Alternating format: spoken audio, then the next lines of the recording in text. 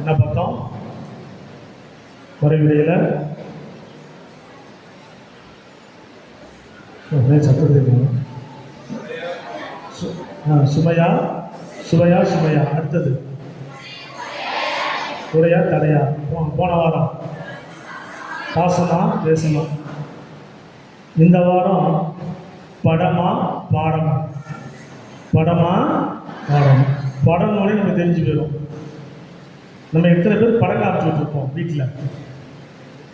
எத்தனை பேர் படம் பார்க்கறதுக்கு நம்ம ஆசைப்படுவோம்? இதுதானே. இந்த திரைப்படத்தை பிடிக்காத நபர்கள் இந்த உலகத்தில் யாருமே இருக்க முடியாது. ஒவ்வொருத்தருக்கும் ஒரு ரசிகர் கூட்டம் இருக்கு. ஒவ்வொரு நடிகர்களுக்கும் ஒரு ரசிகர் கூட்டம். நான் காலேஜில் டாக் கொடுக்க போகும்போது, ஸ்கூலுக்கு டாக் கொடுக்க போகும்போதெல்லாம் பேசக்கூடாது, அந்த தலைவர்லாம் சொல்லக்கூடாது. எலெக்ஷன் டைம் வர உங்களுக்கு பிடித்த நடிகர்னு ஒருத்தர் சொன்னோம்னா பயங்கர சத்தம் வரும். அப்புறம் இன்னொரு நடிகர் இருக்கு, அவரை சொன்னால் இன்னும் சத்தம் வரும். அதுதான் ஒரு குறிப்பிட்ட நடிகர்களை பற்றி சொல்லுகின்ற பொழுது அந்த பிள்ளைகள் அப்படியே பயங்கரமாக கேட்டுட்டுவாங்க. அந்த மோட்டிவேஷன் ப்ரோக்ராமில் சில வீடியோஸ்லாம் போடுவோம். அதில் வந்து அந்த நடிகர் இப்படி உள்ளார வந்தார் அப்படின்னா ஒரே சத்தமாக இருக்கும். அது தவறு இல்லை. ஏனென்றால் எனக்கு பிடித்த நடிகருடைய படத்தை பார்ப்பதற்கு யாரும் தடையெல்லாம் செய்ய முடியாது. பழைய காலத்தில் இருக்கிற நம்முடைய அப்பா அம்மா தாத்தா பாட்டிகளுக்கும் அவங்களுக்கு ஒரு நடிகரை பிடிக்கும், அவங்களுக்கு ஒரு திரைப்பட நடிகரை பிடிக்கும், அவங்களுக்கு பிடித்த தலைவர்கள்லாம் இருப்பாங்க. அதை யாரும் குறை சொல்ல முடியாது. அதை நம்ம எப்படி ஏற்றுக்கொள்கிறோம் என்று தான் முக்கியம். அந்த படத்தை பார்க்கின்ற பொழுது அதில் எவ்வளவு அந்நியோன்யமாலாம் இருக்கும். அங்கே அழுகிற சீன் வந்துச்சுன்னா இங்கே அழுகிற ஆளுலாம் இருக்குது. அங்கே சண்டை போடுற சீன் வந்துச்சு குத்துற ஆளுங்கள்லாம் இருக்குது. அதெல்லாம் பார்த்துருப்பீங்க. சில படத்தை பார்த்துட்டு அழுதுட்டு வெளியில் வர குரூப்பெல்லாம் இருக்குது.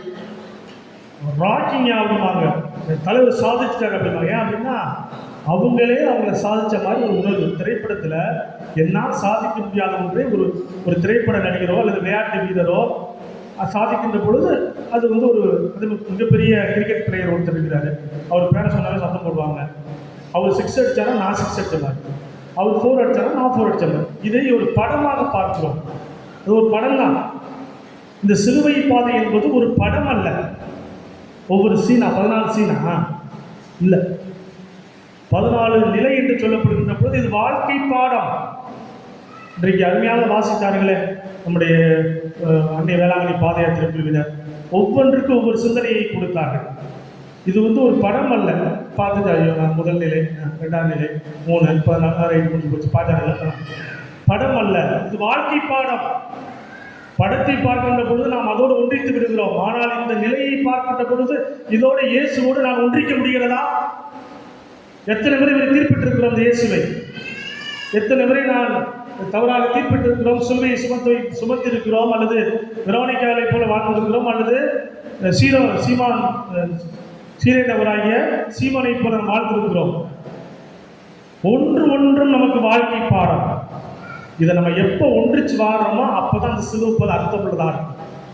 அன்புக்குரியவர்களே, இந்த தவசு காலம் அப்படிதான். நான் இடுகின்ற இந்த ஜபமாலை, நான் அணிந்து கொள்கின்ற இந்த ஆடை ஒரு படம் அல்ல, படம் அல்ல. எத்தனை பேர் நான் இந்த ஆடை அணிந்திருக்கிறேன் பெருமைக்காக அல்ல. நான் இங்கிருந்து எந்த கோயிலுக்கு போனாலும் சரி, எந்த அன்னை இல்லத்திற்கு ஆலயத்துக்கு போனாலும் சரி, இல்லாட்டி நம்ம இந்த ஆலயத்துக்கு வந்தாலும் சரி, எந்த ஆலயத்துக்கு போனாலும் சரி, அன்னை மரியாள் நீங்கள் அணிந்திருக்கிற ஆடையை ஒரு படமாக நான் நிரூபித்துக் கொண்டிருந்தேன் என்றால் எந்த பயனும் இல்லை.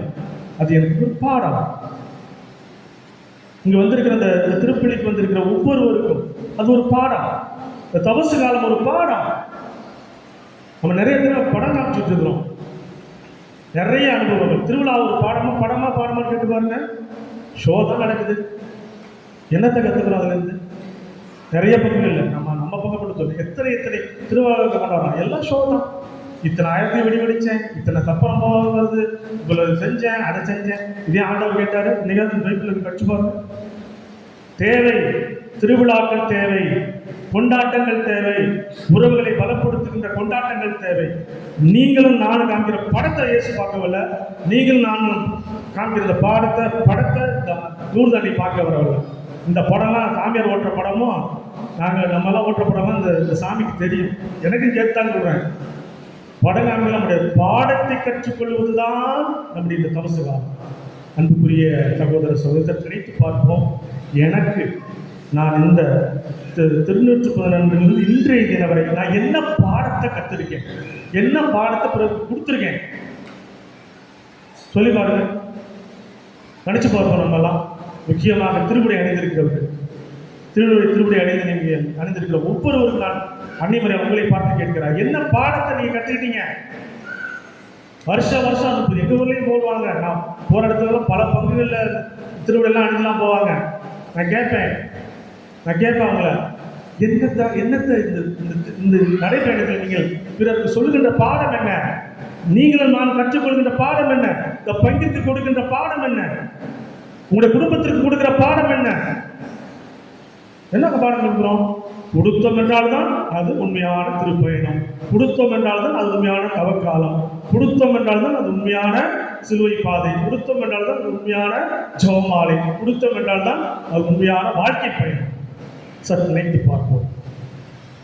அன்புக்குரியவர்களே, இந்த தவக்காலம் என்பது நாம் ஒவ்வொருவருக்கும் இந்த ஸ்தலங்களை சிந்திக்கின்ற பொழுது ஒரு பாடமாக இருக்க வேண்டிய ஒழிய படமாக இருக்கக்கூடாது என்று நினைத்து கொண்டு, படம் ஓட்டுறதெல்லாம் நிப்பாட்டிடுவோம், பாடத்தை கற்றுக்கொள்வோம்.